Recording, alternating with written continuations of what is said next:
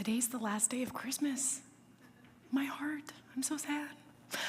So for those of you who don't know, I love Christmas, one of my favorite times of the year, but I love Epiphany. I think it's really fun because it wasn't until about probably 5 or 6 years ago that I finally figured out what the 12 Days of Christmas song was about. I always thought it was like the 12 days leading up to Christmas, and then one of my professors looked at me and was like, Leah, you're a biblical studies major. Have you heard of Epiphany? And I was like, duh, I have them all the time. She was like, no, I'm talking about the holiday. It's 12 days after Christmas. The presents that all the birds, the like hundreds of birds that person gives someone else, that's about those 12 days. And I was like, wow, it was an epiphany, really. So today, here's what we're going to talk about, Epiphany. So today technically is Epiphany Sunday, but Tuesday is Epiphany itself, 12 days after Christmas. And it's to celebrate when the wise men found Jesus, because as much as I love a good nativity scene, my grandmas, they each had this beautiful porcelain set. My mom's mom, she had a standing piano, and it would go on top because we were not allowed to touch it. So of course I would get on the bench and touch it. But I loved it because they were big. They weren't small cookies, and she had to cram them on that piano. But I loved the wise men because it was the porcelain with like the gold accents on it, so they shimmered in the light. And I loved looking at the wise men because they all stood like this. And they all looked almost identical, but just like what Steve has in the opening, one was wearing a crown, and the rest were wearing just head coverings. And I love nativity scenes because my grandmas would hide baby Jesus. Not like an Easter egg hunt, like what I thought it was. They hid him until it was Christmas Eve, because Jesus isn't born yet. So then they would put out baby Jesus, and the nativity scene would be complete. But again, the wise men hadn't found Jesus at this point. Christmas Eve was like not a thing for them. The census was still happening, so they found Jesus when he was like 1 to 3 years old. We're talking, imagine showing up. You are one of the wisest people, right? You come from the East, you're in a foreign land, and Jesus is going through his terrible twos. What a time to give a baby presents. So, with this being said, that's not the setting. I don't know if Jesus had terrible twos. I like to think he was fully human, like a 2-year-old. Mary's over here going like, Savior of the world, eat your dinner. Like, that's a good feeling to have, to know I made my mom frustrated, and I think Jesus might have too. Like, that's nice. But we're driving into, I know that Steve talked about the wise men already, but we're gonna repeat. And just a little bit, because as we go into this new year, I want us to think of the new year as a gift. I know we talk about, like you hear that everywhere, like a new year is a new me, but we're gonna kind of emphasize on some other things. So we're gonna start in the book of Luke. So we're gonna Matthew. We're gonna be in Matthew chapter 2. So again, Matthew doesn't give the beautiful nativity story that we know and love. That's the Luke passages we were going through. Matthew gives his own perception of what the importance of the Christmas story is. For him, it's the magi, or the wise men. So we're starting in Matthew, again. We're starting in Matthew.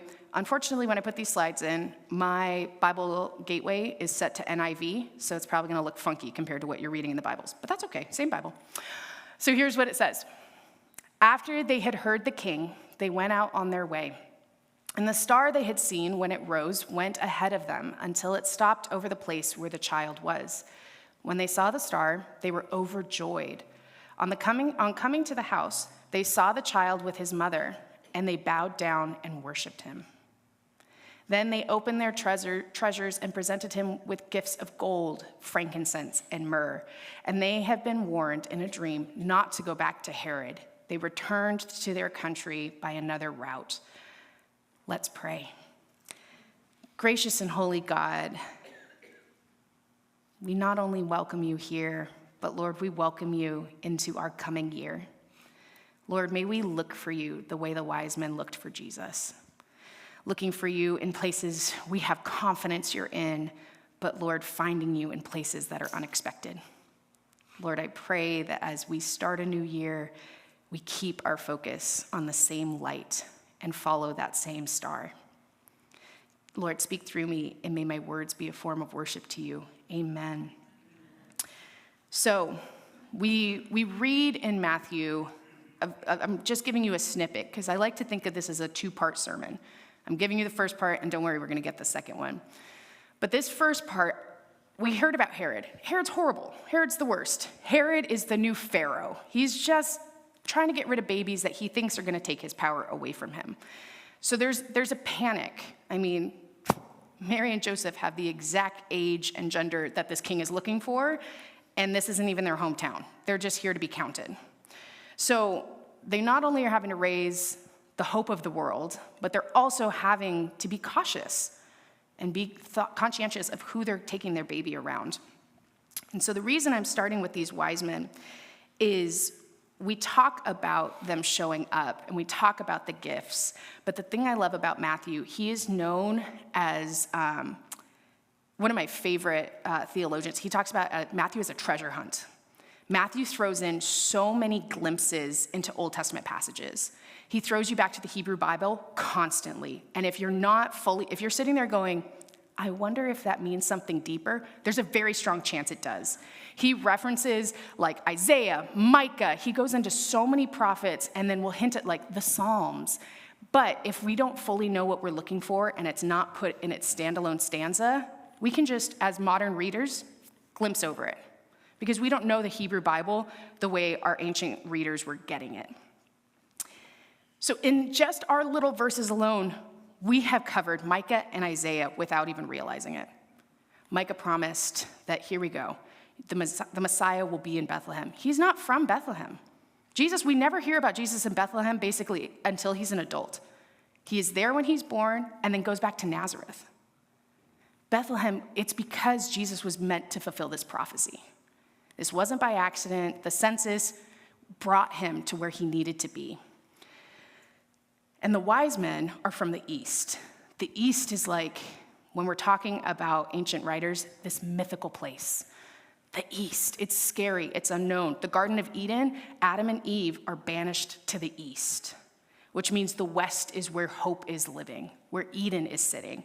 So when you think about it, the wise men are coming from the east to find Jesus in what they would consider their west. So they already have hope. They're like, there's something over here. We've been studying this star. We read that in Matthew. They say, we've been studying this star for years. It's also an indication there's no way they could have been following Jesus before he was born because that star appears when the shepherds rejoice. So they see it when it arrives and they go, that's important.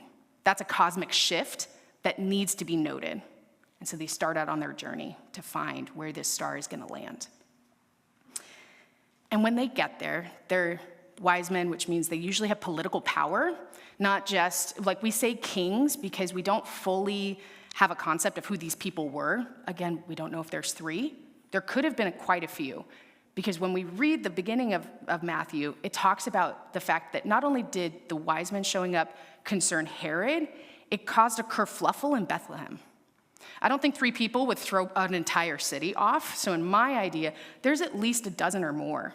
And they're coming with all of their things, probably with servants.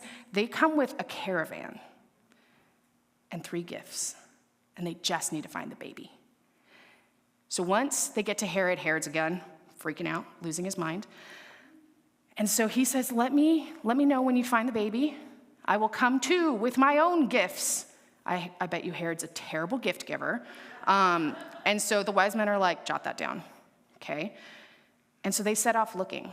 So they stop by, they introduce themselves to the king like any good politician would. You're not just showing up in a random country and just going, I know I'm important, I know you're important, but I'm not looking at you. They do everything they're supposed to, and then they finally set out for the star again.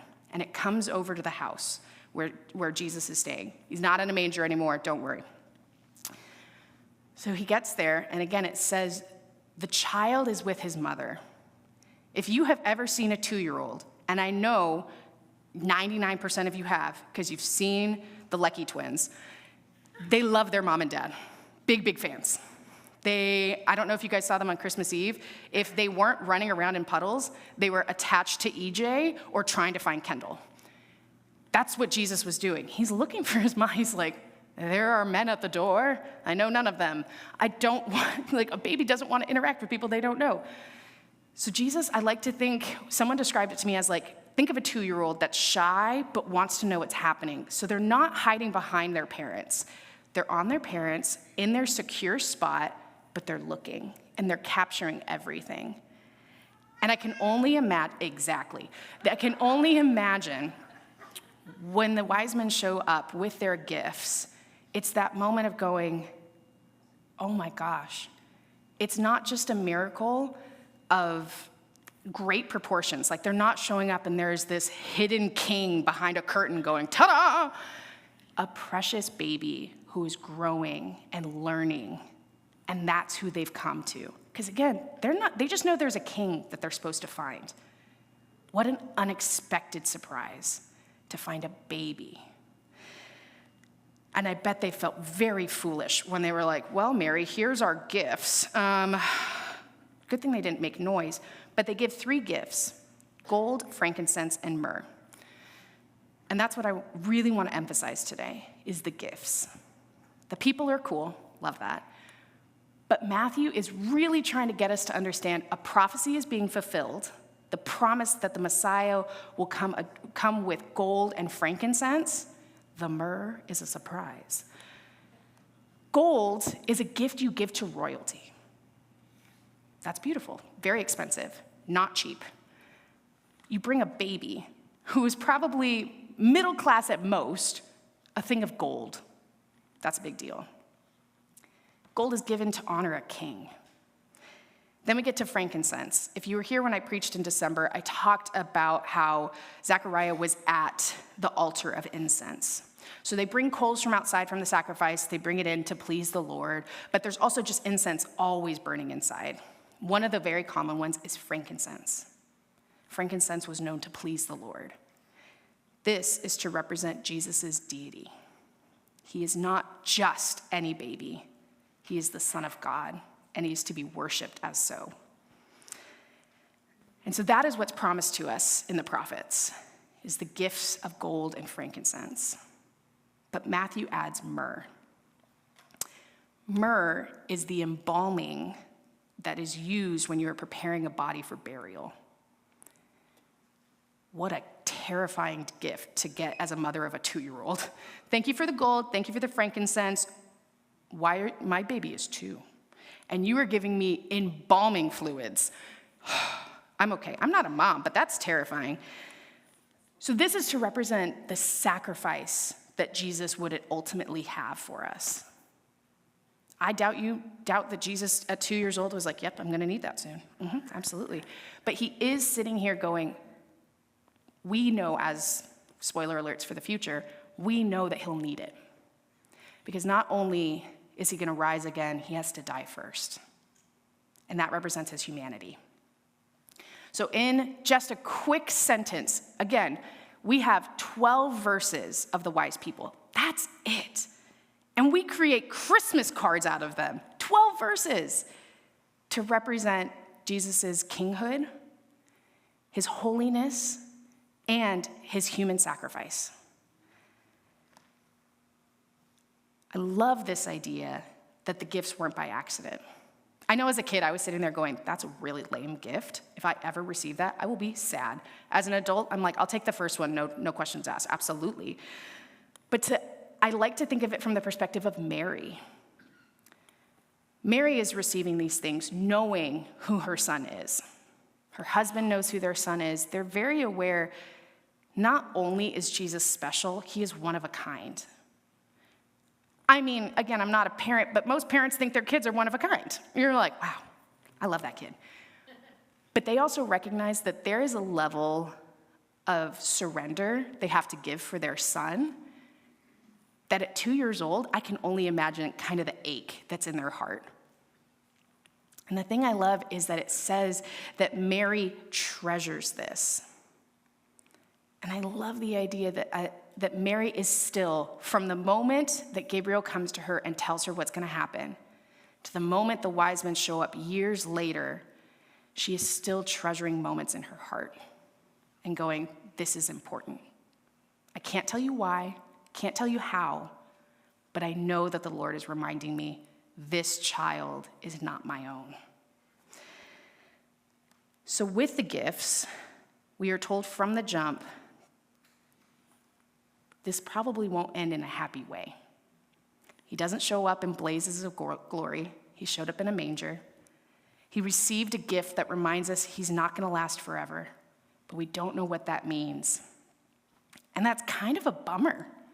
Like, imagine if the story were to pause, kind of like between the Hebrew Bible and between the New Testament, it's like 700 years of silence. Imagine if there was a pause of 31 years of silence between the books. That would be terrifying. That's 31 years of just waiting. And that's what Mary did. She waited. She had these treasures of her son, the gifts, and the experiences, and she had to keep going, knowing something big was coming. 2026, a new year, can feel overwhelming. It can also feel very underwhelming. Like, my favorite thing is to tell everybody, oh, I haven't seen you since last year at 12:01. It's my favorite thing in the world. If I haven't told you yet, I will. I walked into the office, and no one was listening to me because I wasn't talking to anyone, and I was like, good morning, office. I haven't seen you since last year. Even to inanimate objects, it's very important. When we get to a new year, we have to remember it's a gift. I joked about new year, new me, but truly, when you look at a calendar, traditionally, because nowadays you can get calendars that do 18 months, so it throws you off when you need to buy a calendar. But if you're doing a 12 to 12 month calendar, you had to buy a new one. You had to get ready for that new, so for a couple of weeks, you have 2 calendars hanging on your wall because you need to be able to flip to see January. We are preparing ourselves for that. We're still in Advent. It's just the advent of a calendar year, preparing ourselves for what's next. And that comes with goals, dreams, aspirations. What do I want to accomplish in 2026? What is 2026 going to be for me? That's exciting. Those are good. My goal, I turned 30 this year, my goal is to be healthy. Not very healthy, not gonna lie. Jeremiah and I are big fans of food. Not always good food, but it's good food, you know what I mean? So it's like I was going through, we were in the desert for New Year's with some of my best friends, and I'm sitting on the couch with my best friend Liz, and she's like, oh, what are you doing? And I was like, I'm making my collage for 2026. And she goes, oh, such a good idea. So we start making collages on our phones. And I knew I was going to preach on this, and so I'm sitting there and I'm thinking about all of like what I've already planned to preach. I'm already prepared for the passages, what trajectory I want to take, and I had, wait for it, an epiphany. Why am I making all of these plans and goals for myself and leaving very little room for what the Lord has in store for 2026? And I had to ask myself, I am someone who I love dreaming and planning, and I think it's fantastic, but ministry has taught me you do the outline. The basics or the breakdown can be helpful. Very, very slim chance you're actually going to get to the breakdown because things happen. Things change. Like Christmas Eve, we had to pivot on a dime, and then it stopped raining, and then our pivot was unnecessary, and you're like, but what about my plan? And the Lord's like, did you want rain or not? Let me know. So when I was thinking about these plans that I have, and I was like, yeah, I'm going to get fit. I'm going to exercise like 35 times a week, and then I'm going to drink a lot of water, and I'm going to pass all of my classes, and I'm going to do great in work, and I'm going to have a healthy relationship with my husband, and I'm going to love my family and friends. I was like, Leah, you can do all those things, but you have 365 days to do it. Just slow down. Because I want to be prepared in ways that the Lord has already prepared me for. I need to be ready to walk into a space where I get very nervous and go, I don't know why I'm here, I don't know what I'm doing, and all of a sudden I'm like, but I'm ready. I don't know if you've ever had that moment of confidence where I hate small talk, it's one of my least favorite things. Confession time. So when I go, I know I'm gonna have to make small talk with someone, like I'm having lunch with someone that I don't really know, or I'm like having to go talk to someone that I have no real purpose to, but you just are like, I gotta go say hi. I get nervous, and I'm like, what do I say?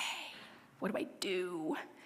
And then something always happens because God does this beautifully. In humanity, we have a connection point. There is at least one thing that you can talk to a stranger about. You just got to figure it out. Sometimes it takes a while. but there's always one thing that you are prepared to hold a conversation with them.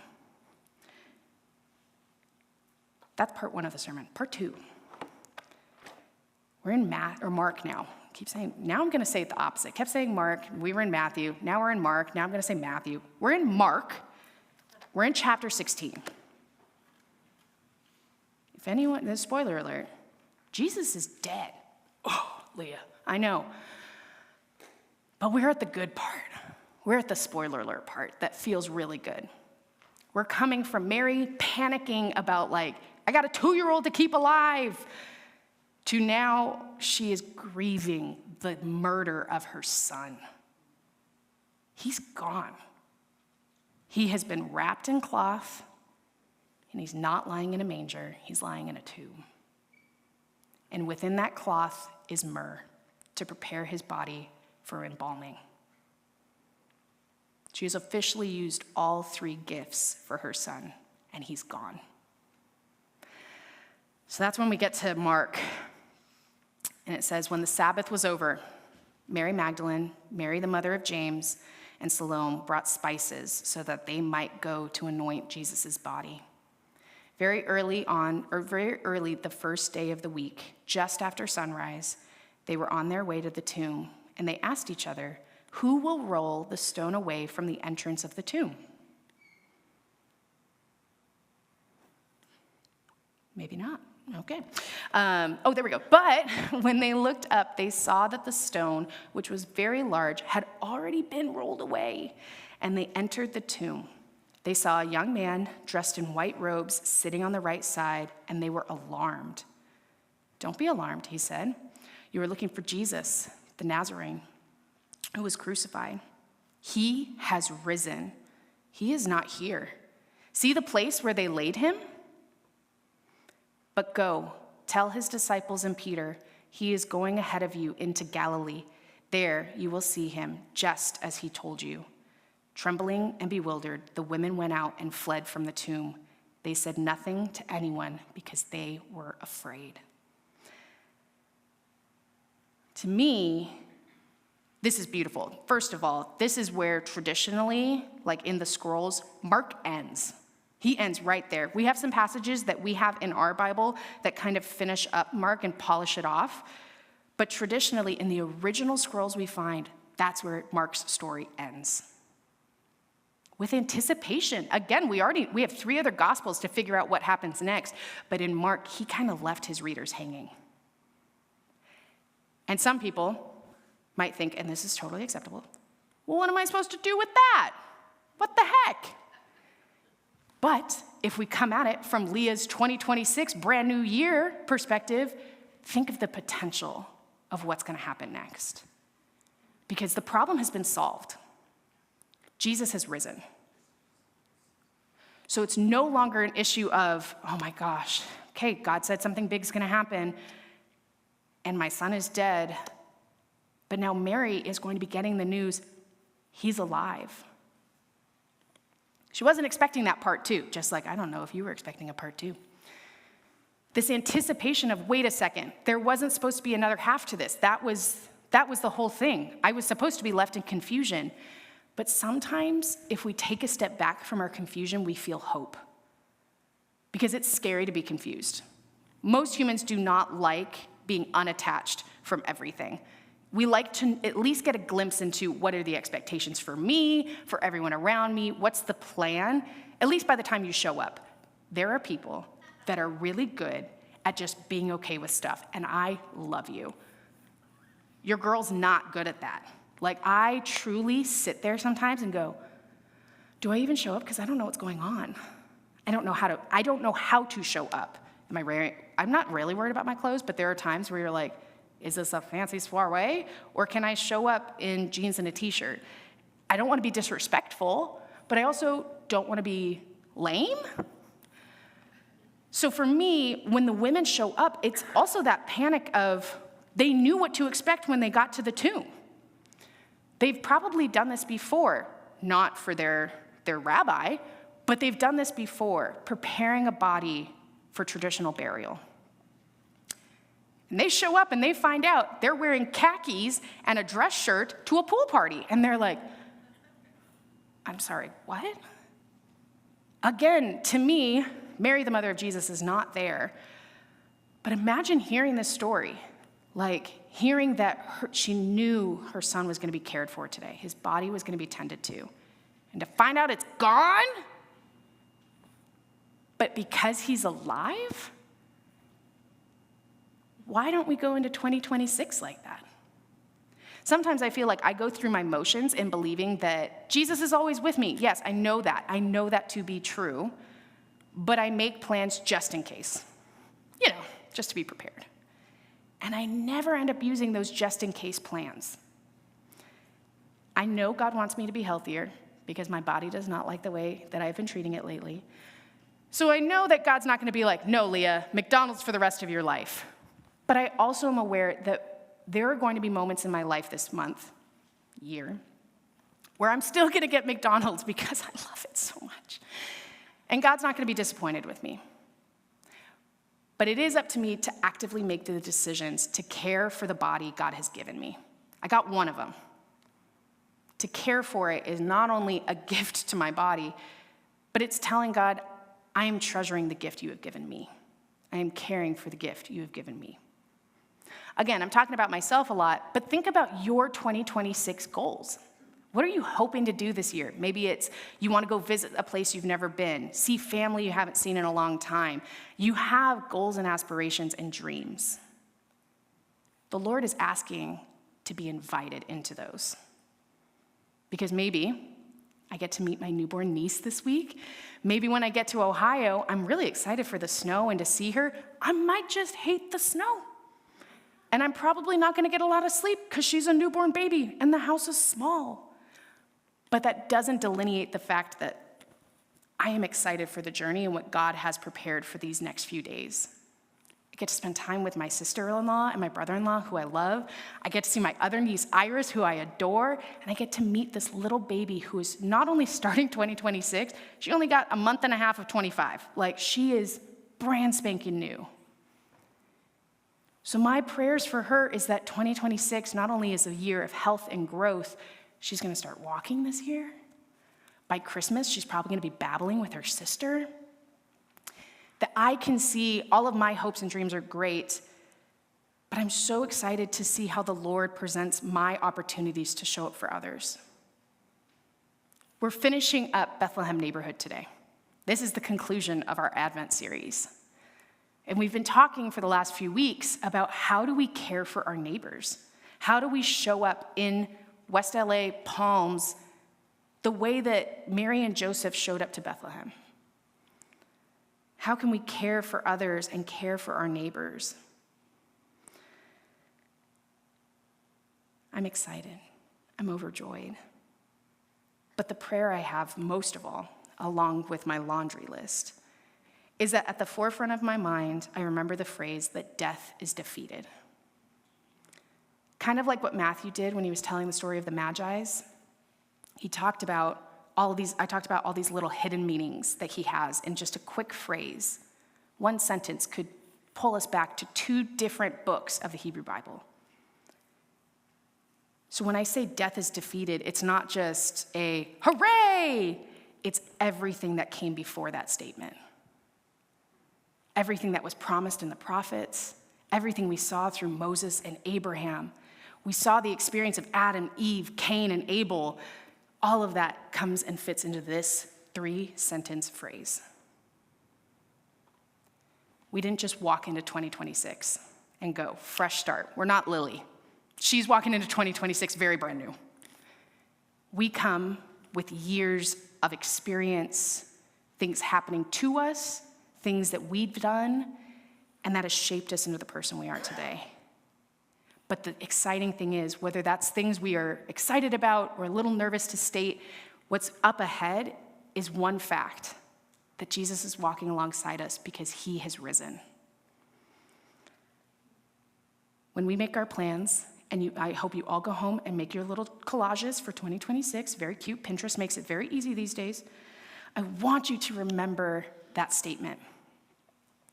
Each one of you has been on the Lord's mind since you were in the womb. You have been treasured from the first moment, and you will be treasured beyond your last. Because death is defeated, and we have 2 commandments to live by, and that's it. 2026, I challenge our community of St. John's to love our neighbor as ourselves and love the Lord your God with all your heart, mind, and soul. We can make big plans, and sometimes those plans don't work out the way we wanted them to, and sometimes our resolutions go away pretty quick, but Jesus will never go away. He is back and he is here. So enter 2026 with confidence. Death is defeated and the Lord has risen for you and for me. Let's have a time of silent meditation.